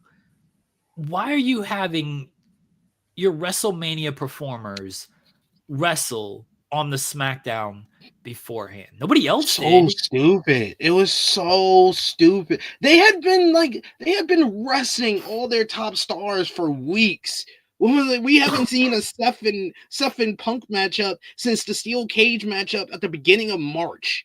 Like you haven't had Rhea, you've only had Rhea Ripley and IYO SKY wrestle once in the build up to the triple threat matchup. Yet you're gonna have Chad Gable and Rey Mysterio, who are wrestling on the next night, wrestle on this show. It was bound to happen. I'm thankful that it wasn't Chad Gable, because that was just stupid, making him wrestle twice. But like Rey Mysterio, it's like, dude, he's in his 50s. What are we thinking? What was the idea there? Of course, something wrong was gonna happen.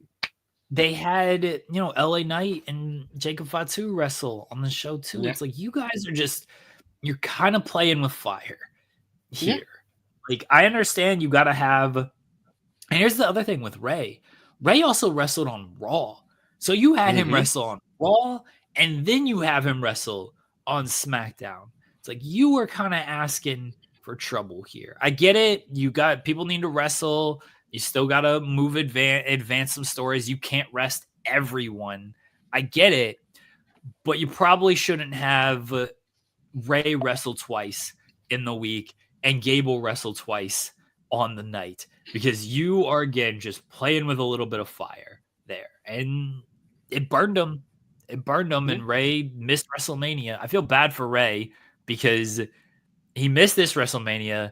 The WrestleMania against Joe, where that match was like 2 minutes because everything got cut. Like, they had to do that whole thing. Or he might have actually been hurt in that one too. He's had his match. That was not even the first time he had his match cut. Remember WrestleMania? They did the whole bit with JBL, but it was also because they were running low on time at WrestleMania 25. So Rey's always getting the short end of the stick, it seems, at WrestleMania. Yeah, it was Chad Gable or Americano won, which tells me that he was always going to win this thing, because if they were going to have, it would have been more likely that they switched the finish for Rey Fenix of like, let's not have Rey Fenix lose out here. Like, let's have him win. But the fact that Americano won tells me, they were probably going to do that exact same match, except Rey was probably going to go for the 619 and the plate was there. And that is how he gets his ankle hurt, like the Amigo kick, the goodbye Amigo kick from Phoenix. And then they do the exact same finish on that. So Americano won, but of course the news out of everything was the announcement that WWE has acquired AAA, and they're going to do Worlds Collide on June 7th. Lucha Libre tradition will continue, and Tenders is saying having AAA announcement before Americano. Effing joke. I can't pretend. I'm not going to pretend like I watch a ton of AAA. I watch the Triple Mania shows, and that's largely it. I keep up with it thanks to Luis Polito, who's always in our chat and like leaving stuff and helping with stuff. Can we not act like AAA is a beacon of Lucha Libre? Like, this is, again, my limited understanding of things. They are sports entertainment Lucha Libre. They got JBL talking about deporting people, and he's going to acquire the promotion. Alberto El Patron is the friggin' champion of their promotion. Yeah. Every time I watch Triple Mania, it's the most like over the top, not great wrestling I've ever seen. Like, the matches really aren't that good. Again, there's so much sports entertainment stuff to any time I watch AAA. I'm like, yeah, this partnership actually kind of makes sense. Like, it's not like traditional to me, and I'm not gonna pretend like I understand traditional Lucha Libre or anything. But when I watch it, I'm like, yeah, this isn't like traditional kind of Lucha Libre. It is, let's do a lot of crowd brawling. Let's do swerves and it's so much sports entertainment. It's so much nonsense. It's like everything that fans have heard about WCW in 2000, and it's in a promotion that's in 2025. And yeah, it's basically the offshoot of CMLL. It was Conan is the booker over there, and it's a lot of over the topness, and just having Alberto El Patron as your AAA mega champion is not a good sign. Your other Gaijin foreign stars are Matt Riddle and Nick Nemeth. That's also not a good sign. You got the Triple Manias, which are just complete nonsense. And we over at True LE, we do watch-alongs for Triple Mania because it's usually one of the most outrageously booked shows of the entire year. You might have a good matchup. Psycho Clown might have a good matchup or two. When they had Penta and Rey Fenix, they would have good matches. Vikingo is a great star. And if he is a guy that gets to make the transition over to WWE and the WWE world get to see him, that is great. I'm happy for him, but he's coming off of like a series of 2 big injuries back to back. So I don't know if he's going to be the same Vikingo that he was that debuted on Dynamite a few years ago. We'll have to see there, but man, Conan flexing about this, and WWE fans flexing about this. This is not the flex y'all think it is. This is not at all. This is just WWE reacting to AEW, doing an Arena Mexico show and having their partnership with CMLL. And this is WWE doing their global expansion that they talked about 5 years ago. Triple H is going to be like, yes, you see, we got the NXT Europe. We're still in the beginning stages over here for NXT Europe. And, you know, we got AAA, which is going to be NXT Mexico. And we're going to get your All Japan, and we're gonna get All Japan over here, and it's gonna be NXT Japan, and we're gonna get Noah to be a part of that as well. So yeah, it's a global expansion. It's a monopoly. I'm not a monopoly. I'm in a global expansion.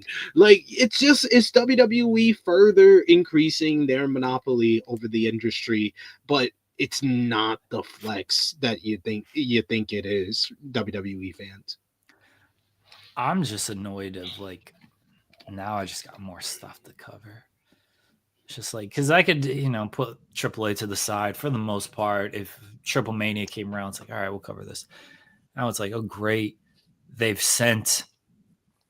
No offense to whoever they might be sending. I wasn't even trying to come up with an NXT name. They've sent Brenly Reese to AAA. It's like, great, I got to cover Brenly Reese going to AAA. Like, I'm just annoyed it creates more work for me, SP3. That's all I ever care about. No, it's not. I understand. Like, I don't know what's going to come out of it. I don't. But, AAA is, they are what they are. They're at where they're at. I don't think it's all that great of a promotion. From again the little I have seen, I can't watch it. I don't watch it every week or anything. But every time I tune in, I'm just like, this isn't all that good. And they got their own issues with Patron being the champion and everything else that's going on there. I mean, when you talk about people are mad about a Grande Americano and how they think that's not respectful to Lucha Libre, and that's a little on the nose with everything going on right now. JBL's in AAA talking about deporting people. So, like, and that's why it's the fit. I actually think, like, it kind of fits. But kind of makes sense, right? Yeah. Yeah, like, people thinking that it's...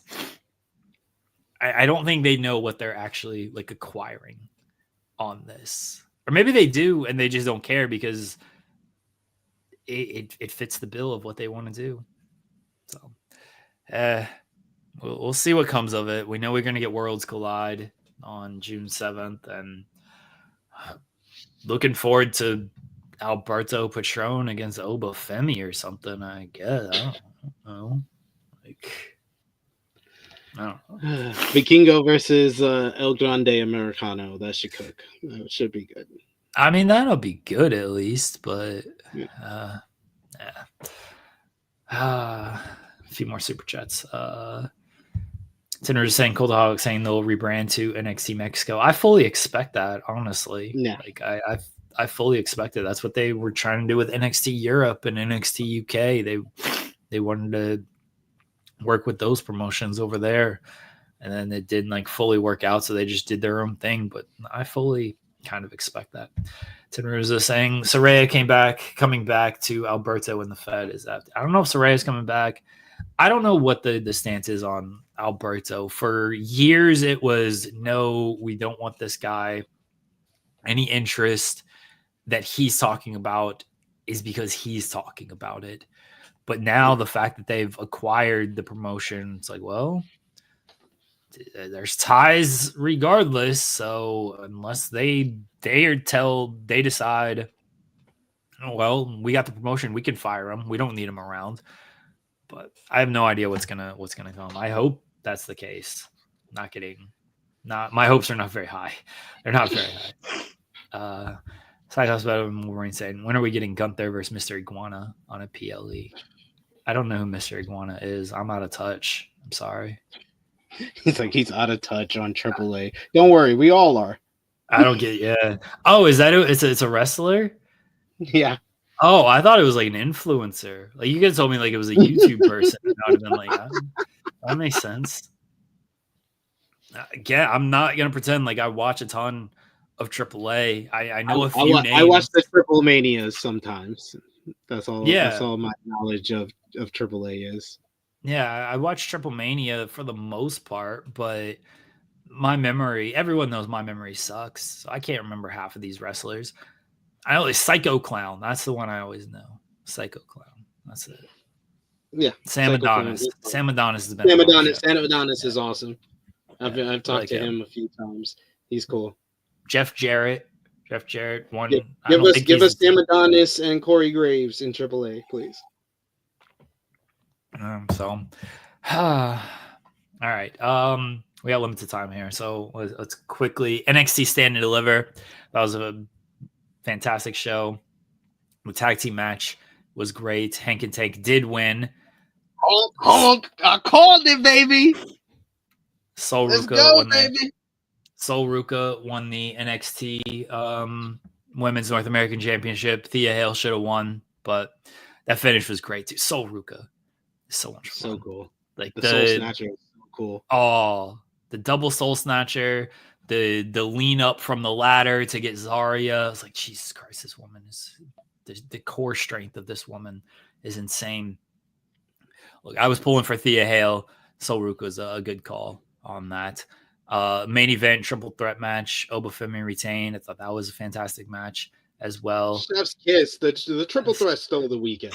The triple threats stole the weekend. Those are the top 3 matches of the weekend. Is all 3 triple threats. This was the best WWE show of the weekend. Stand and Deliver. Not surprising because NXT always delivers on their premium live events, but everything just hit. The opener with Ricky Saints and Ethan Page was a good matchup.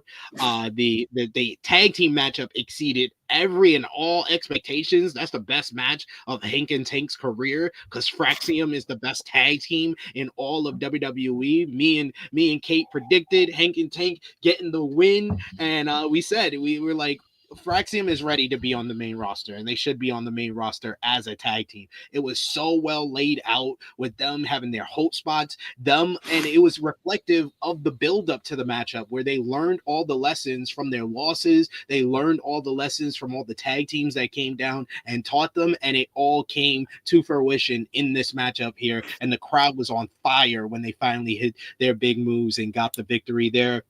Like you said, the ladder match for the Women's North American Championship was a lot of fun. Sol Ruka is awesome, and all the ladies played their roles relatively well there. Even the matchup that I thought was the worst on the show wasn't even that bad. It was the 6-man with D'Angelo family versus Dark State, and that had a big heel turn with Stacks turning heel on Tony D'Angelo. So everything they did on this show was at least memorable So that is a big stamp of approval for this show overall. I thought the 4-way with the women was really well done. That was a great matchup. Stephanie Vaquer is awesome, and she was a star in this matchup. Jada Parker, to me, did not look out of place at all. Julia was hard hitting, and Jordan Grace, the powerhouse that she was, she played her role well. But the triple threat main event, it stole the show.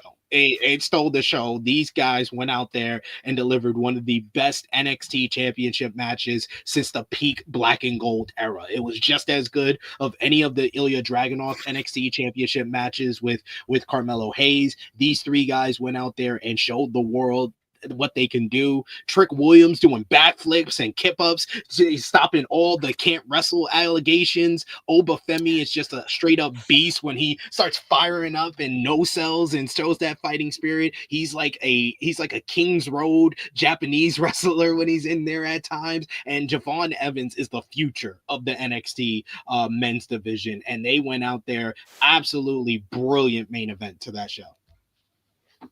Again, the entire show was good, start to finish, and NXT delivered. The in-ring stuff was exceptional, and the one match you mentioned, Dark State against the Angelo family, may have been the worst in-ring match, but it was still good, and they had the moment of the turn. So overall, Stand and Deliver was a fantastic show. Outside of the pre-show match with like Roxanne and Cora just continuing. I still have to go back and watch that. I didn't even watch it. Okay. I was doing True Hill Heat at that time. Fair. It's just like, what are we doing? Like, what? Why'd you? I told you Roxanne and Cora was gonna win. I was with the Meta Girls. I don't understand why they had Gigi Dolan and Tatum Paxley win, because they're not winning the titles. Like the only two choices to me was. No, I felt like they were the worst choice, because I would have taken Fatal Influence versus Becky and Lyra. They have the whole play off of the Tatum and Lyra relationship that they had in NXT that they could play off of in this matchup, and it's probably going to be a good matchup with Becky and Lyra versus Tatum and Gigi. But they have no shot of winning because they're in the TNA Knockouts Tag Team Championship matchup next weekend. So there's no shot they're winning these titles. Double champions. Tatum, Paxley, and Gigi Dolan. That's what we're cooking with here. Okay. Gotcha. And then again, real quickly on other WrestleMania stuff, Joey Janela's Spring Break. I'm glad Sabu is still alive. Oh my God. This was the most fun show of the year, of the WrestleMania week for me. It's always the best show of like WrestleMania week. You know, there's just so many great moments and so many.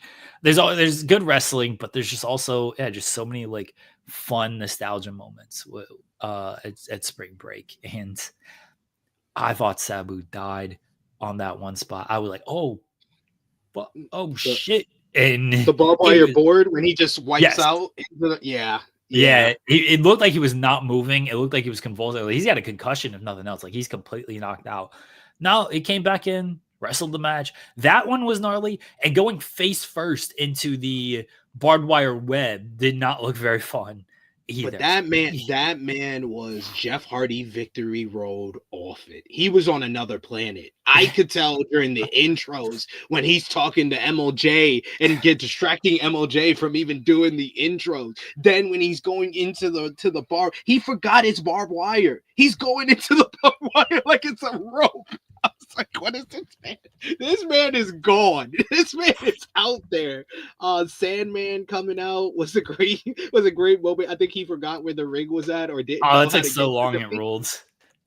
It ruled. This was like 1998, 1999 ECW main event. This was how this was. Yeah, the Koger brothers coming out and interfering, and Bill Alfonso came out. It was so shenanigans. It lived up to the hype of a no rope barbed wire matchup. I will give them credit for that one for sure. But I thought the best match on the show was Atticus Cogar versus Fuego del Sol. They went out there and had a straight up banger. It had some great storytelling. The video package beforehand, for anybody who wasn't aware of their rivalry, I think it told the story very well heading into the matchup. And they were just hitting big spots. You had the air raid crash off the stage through the doors, and then the finish with that brain, basically like a freaking cutter or like a reverse DDT off the top rope onto the top of the garbage can, hit perfectly. And Viego at the end unmasking.